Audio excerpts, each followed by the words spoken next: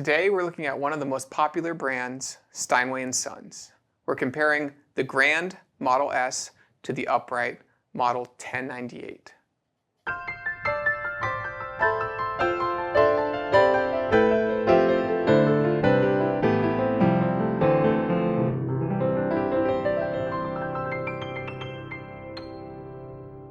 Hi, this is Ted with Alamo Music Center in beautiful downtown San Antonio, Texas. I'm Patrick Marr. You can find us online at alamomusic.com. If you haven't already, please subscribe to our YouTube channels, check out our other videos, sign up for notifications, like our videos, leave us comments. We appreciate your support and we love to interact with you. We get this question a lot, right? Upright versus grand, which one's right for me? Which one's better? I don't have space for one, or one's going to be too expensive. We've seen this question a lot. It's always back and forth. And there's a lot, we've made videos on this. There's lots of reasons why you would want an upright. There's lots of reasons why you wanted a grand. And you know, usually the grand edges out the upright because of a couple different reasons. Very, very few rare instances in the sales world where you will have a life grand piano owner that's downsizing and wanting to get an equal type upright piano than what their grand piano was. And I've had a few customers like that over the years. And if you haven't had one yet, it's a challenge because you spend a lot of time playing some uprights. And sometimes they're not happy with what they get. And I try to tell people a lot of times to remember the first major thing you're dealing with is a different kind of action. One of them is 100% gravity driven, and the other one is partial gravity driven. So explain that. Well, on a grand piano, you have the hammer mechanism that kind of whips the hammers up. In fact, there's a part in there called the whipping, which is designed to, and that's where the repetition and all that comes from. To take that, and that full force is just leverage against gravity, but it works so fast. And to take that and to get it into an upright form to where it's not as much gravity, the force is going up, but the hammer is going this way instead of this way. So it's got to convert some of that energy. So it's got to convert some of that energy, or some of that energy you have has to get lost in the way somewhere around there. And then because the gravity isn't going to work as fast backwards, there's a spring loaded in that repetition. Yeah, it's not dropping to its position. It's complete drop. And so, and that's the obvious thing, is that the actions are a little bit different. And the other thing is that from a technician standpoint, tuning the things are entirely different. And uprights can get to be a problem because they run out of room for a guy or someone to go in there and work with it. That's the challenging part. It's not that it's harder to tune up there. It is harder to tune up there. The tensions are higher. It's harder to hear, and there's less room to work. So patience run out's quicker up there. You know? Yeah, and also the key length. So a lot of people don't think about, oh, this is how big the key is. I can see it. It's that big. But when you actually look at an action, this is one of the big differences between digitals and acoustics is your upright piano, you know, can have a decent sized key, but as you move up into grand pianos, especially concert grand pianos, the key is actually a much longer tool, and especially where the fulcrum point is, you have more control over, how much effort you need to be putting into it and how many variations of control you have. It's all leverage. It's just basic physics. And so obviously grands and uprights have a difference, but we're looking at a brand like Steinway today, Steinway Sons. Yeah, and this is what I like is that the 1098 is one of the smallest pianos that Steinway ever built in upright form. And the Model S is their smallest grand, I believe. And up until very recently, the 1098 was still in production and was their smallest available thing, and the S is still their smallest available piano. Now, originally, when this Steinway S came in, this was kind of shocking, I guess, to me, as you look at it and think, oh, there's like a brand new Steinway here. I went and played it. It was really, really nice. And then I looked at that serial number, was like, that's not a brand new Steinway. What year was it? 1927. So this is an older Steinway. Yeah, and in all fairness, it's not a fair comparison, this upright and that grand piano. Well, just the fact that it's just not a fair comparison. Well, the fact that they're a grand and an upright isn't fair. That part's not fair, but this is a 1999 upright, and there's nothing quirky with this piano, and the other one is a 1927 Steinway Sons Model S. And there's nothing quirky with it. The only quirky thing about it is that it's damn near perfect. Yeah. It's been completely rebuilt, remanufactured. It looks like a brand new piano. And the job that whoever did it on there was fantastic because this thing plays and sounds great. It's like a dream Steinway. Well, it's just a little guy. Well, that's what's so interesting about Steinway and so interesting about pianos in general is depending on the one that you have in front of you can be a completely different experience. And so, yeah, this one is a treat to play. It's an incredible sounding instrument. It feels great. It really, especially for being so small, I think it's one of the better Steinways that we've had here at the store. And it is, you know, we had the 1098. We're like, hey, it'd be cool to do the baby versus the baby. Right. And especially these two that a lot of people have owned over the years. A lot of people have had in their homes. Maybe, you know, they grew up playing a 1098. They went to a university that had 1098s in the practice room.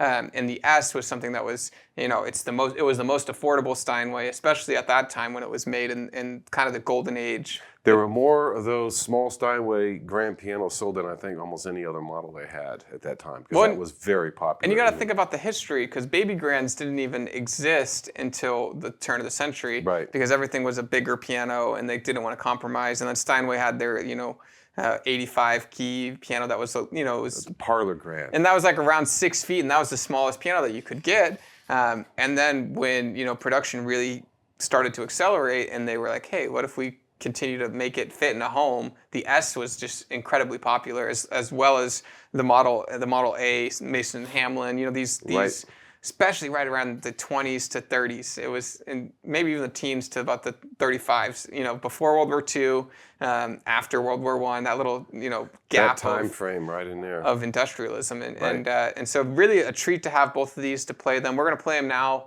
We're going to listen to the Model S and the 1098. And kind of just hear the differences in the baby versus the baby.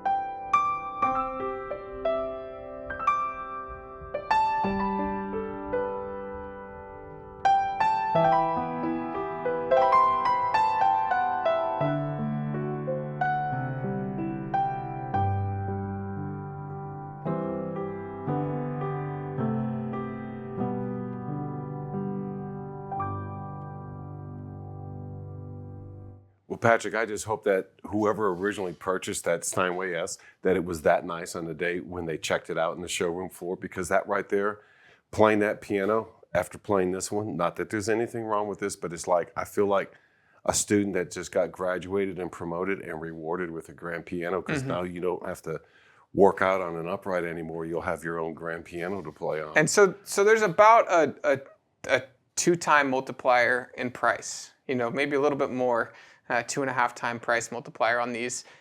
Is it that big of a difference? So I know money is, it is what it is. Well, I look at things differently, because none of the pianos cost me anything in the store. Yeah. The guys that run it, they got to buy the pianos. I don't even buy them. I just come here and play them and criticize them. And I know that stuff's like, man, we paid a lot of money for that piano. I would say, but in contrast to similarly priced items. So we'll throw out some figures. 10K for a 1098 is about, I would say, average. We've seen them in the last 5 to 10 years range from about 7,500 to about 12,500 for a used one. New ones are 30,000 or 40,000. But in that 10K range, you're looking at possibly a more recent U1, a K300. That's a high price. There's a lot of really good pianos in that price range. And especially for the upright, I feel like there's a lot of benefits to the newer instruments. And this is 1999. It's not an old one. Right. But there's a lot of competition in this realm. In that Steinway's realm, you're kind of in between two price ranges. So let's say that Steinway's around $25,000 to $30,000, which is, I would say, average for a rebuilt 1920s. And you look at what that gets you on new pianos, and you're starting to get into the Japanese manufactured Kawais and Yamahas. You're getting into the Boston series from Steinway as like a new one. Those are rough competition to put up against. Yeah, and so I feel like that piano kind of hits out of its league, and this one it hits with its league.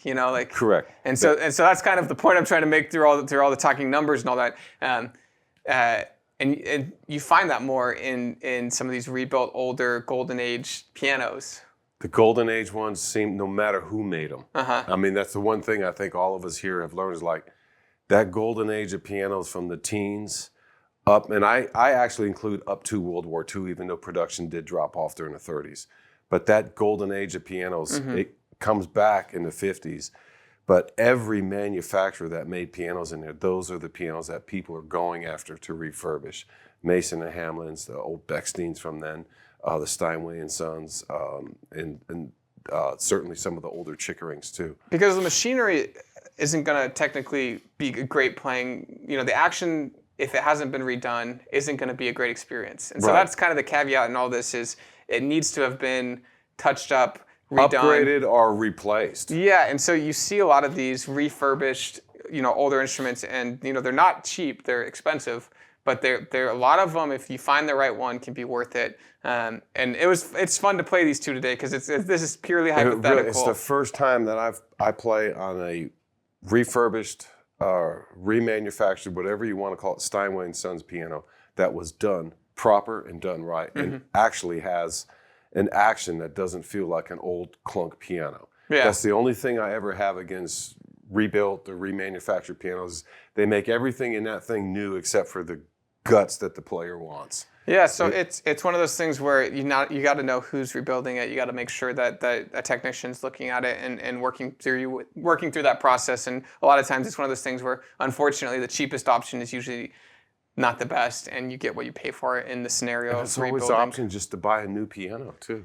Yeah, and so these are all things to weigh, but in the grand scheme of things in Steinway's world, this was a treat to play both of them and really kind of compare what the differences are. The action, of course, the size of the instrument. You're getting more of a square multiplier here with your soundboard. So the 48 inches across with the 45 inches up is a different ratio. There's like a different area amount than some of these baby grands. Right. And so this might have a similar. They're going to be real close in size in terms of square inches in terms on of the soundboard. Mm-hmm. Yeah, they're going to be pretty close. And so that's kind of the baby philosophy of the baby grand. It's got the curved bout to the end of it.